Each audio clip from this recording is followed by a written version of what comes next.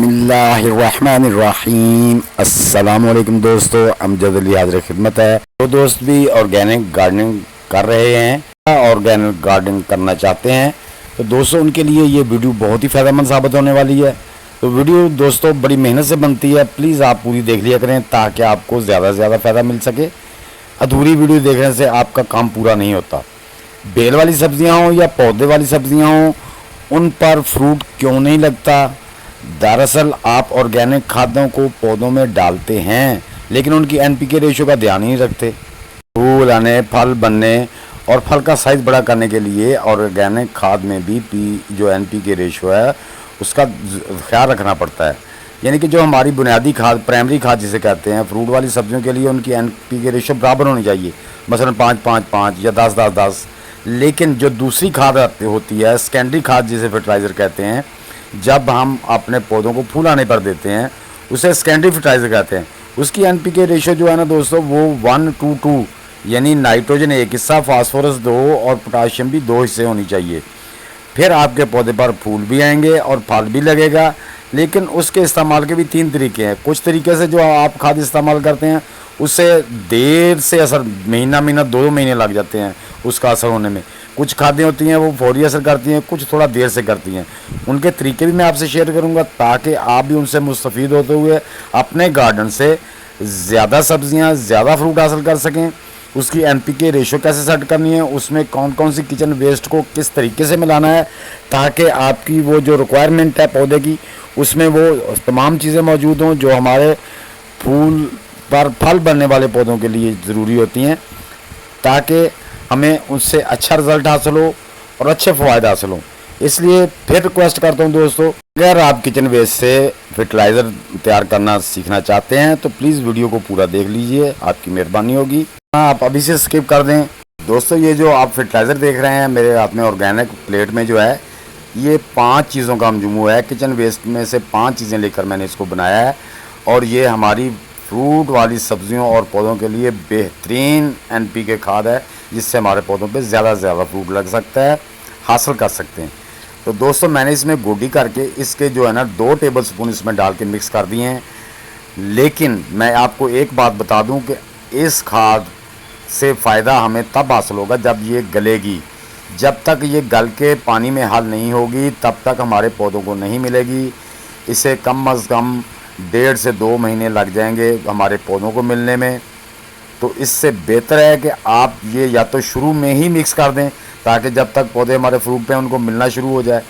क्योंकि दोस्तों जब तक कोई भी फर्टिलाइज़र, ऑर्गेनिक फर्टिलाइज़र, वो गल सड़ नहीं जाती तब तक वो पानी में हल नहीं होती। जब तक पानी में हल नहीं होती तो हमारे पौधों को नहीं मिलती। तो दोस्तों पानी तो मैंने लगा दिया है लेकिन मेरे पौधे इसको, ये अभी इसकी ज़रूरत नहीं है। मैंने इसको इस हिसाब से डाला है कि 2 महीने तक ये गलगेगी। 2 महीने के बाद ही मेरे पौधे को इसकी ज़रूरत होगी, वो उसको मिलना शुरू हो जाएगी। इसलिए ये मैंने खाद डाली है। अगर आप इस तरह खाद डालते हैं तो दोस्तों आपके पौधों पे उसका फ़ायदा हासिल नहीं होगा। आपने पौधों में ऑर्गेनिक खाद वही इस्तेमाल करनी है जो गल सड़ चुकी हो, पानी में फ़ौरन हल हो जाती हो। पानी में हल होगी तो आपके पौधों को फ़ौरन मिलना शुरू हो जाएगी और 15 दिन के बाद आप उसका रिज़ल्ट भी देख सकेंगे। अगर आप केमिकली खाद करते हैं तो केमिकल 4-5 दिन में अपना असर दिखाती है, लेकिन ऑर्गेनिक खादें ऐसा काम करती हैं लेकिन देर पा होती हैं। तो इसलिए दोस्तों खाद को इस्तेमाल करने से पहले ये जानना ज़रूरी है।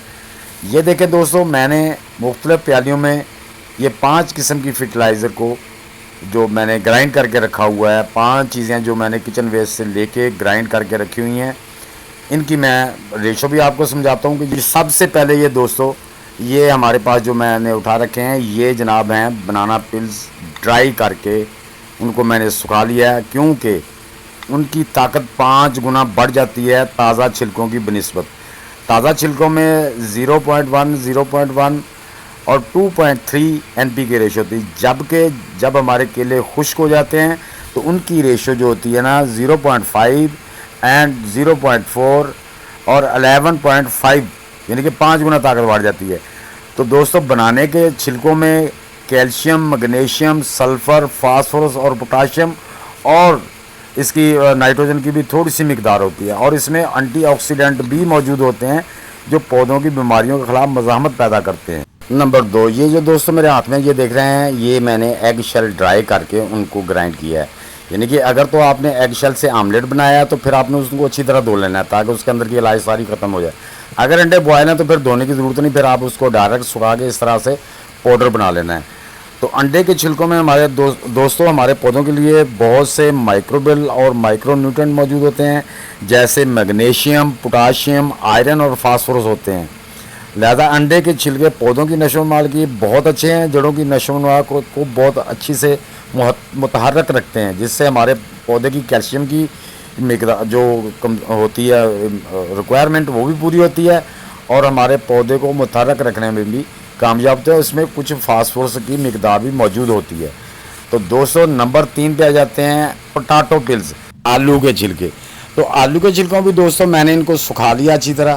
سکھانے کے بعد میں نے ان کو مکسی جار میں ڈال کے گرائنڈ کر لیا ہے. آلو کے چھلکوں میں جو این پی کی ریشو ہوتی ہے یہ دوستو ہوتی ہے 4, 2.8 اور 8.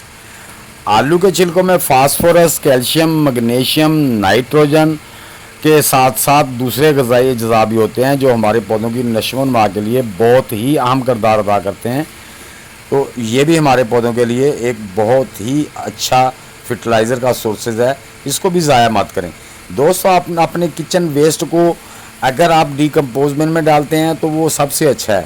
اگر وہ نہیں بناتے تو آپ ان کو کم از کم سکھا کے گرائنڈ کر کے, اگر آپ کو ضرورت نہیں ہے تو ان کو رکھ سکتے ہیں, ان کو سٹاک کر سکتے ہیں. جب وہ سوکھ جاتے ہیں تو گرائنڈ کر کے وہ دیر تک آپ کے پاس رہ سکتے ہیں. Number 4 onion peels, onion dry peels, یعنی کہ پیاز کے چھکے ہوئے چھلکے.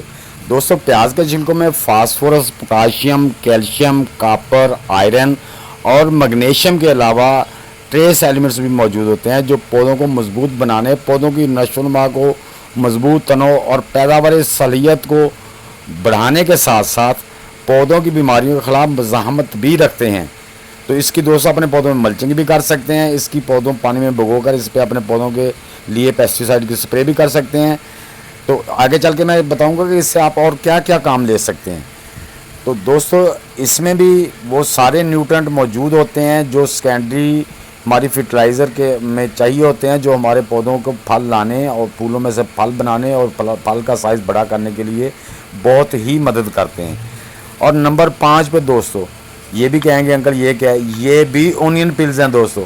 یہ میں نے ایک شاپر میں ڈال کے ان کو اچھی طرح نمی لگا کے رکھ دی. 1 مہینے کے بعد یہ بالکل ایسے بلیک ہو کے گل گئے. ان کو بھی میں نے پاؤڈر بنا لیا ہے. یہ بلیک ہو کے گل گئے تھے, ایک ڈلی سی بن گئی تھی, میں نے اس کو پاؤڈر بنا لیا ہے. اب یہ جو فرٹیلائزر ہے جو ڈیکمپوز ہو چکی ہے, اس کو ہم جیسے پانی میں گھول کے اپنے پودوں میں استعمال کریں گے تو یہ پانی میں حل پذیر ہوگی. حل ہونے کے بعد ہمارے پودوں کو جلدی ہی ملنا شروع ہو جائے گی, جس سے ہمارے پودے کو فوری طور پہ وہ فرٹیلائزر ملنا شروع ہو جائے گی جو پودے کی ریکوائرمنٹ ہے. تو اگر دوستو آپ ان سب چیزوں کو کمپوسٹ بن میں ڈال کے ڈیکمپوز کر لیتے ہیں اچھے طریقے سے, جس میں گرمیوں میں تقریباً 3 مہینے میں 90 دن یا 100 دن میں ڈیکمپوز ہو جاتے ہیں, تو پھر آپ جب ہم اس کو کمپوسٹ کو اپنے پانی میں حل کریں گے تو یہ ہمارے پودوں کو فوری ملنا شروع ہو جائے گی. اگر ڈیکمپوز نہیں ہے تو دوسرا طریقہ یہ ہے دوستو جلدی اثر دکھانے والا. وہ آپ نے کیا کرنا ہے کہ آپ نے 20 لیٹر کی بالٹی لے لینی ہے, اور یہ سب چیزیں دوستو یہ یاد رکھنا کہ جتنی بھی چیزیں میں نے لی ہیں آپ نے پیالیوں میں بھی دیکھا ہے, یہ برابر جو ہے نا پاٹ کے حساب سے برابر ہے, وزن کے حساب سے یہ لائٹ ویٹ اور ہیوی ویٹ بھی ہو سکتی ہیں, لیکن پاٹ کے حساب سے میں نے ڈالا ہے کہ ایک یعنی کہ پاٹ اس کا, ایک پاٹ اس کا, ایک برابر ریشو میں ڈالیں.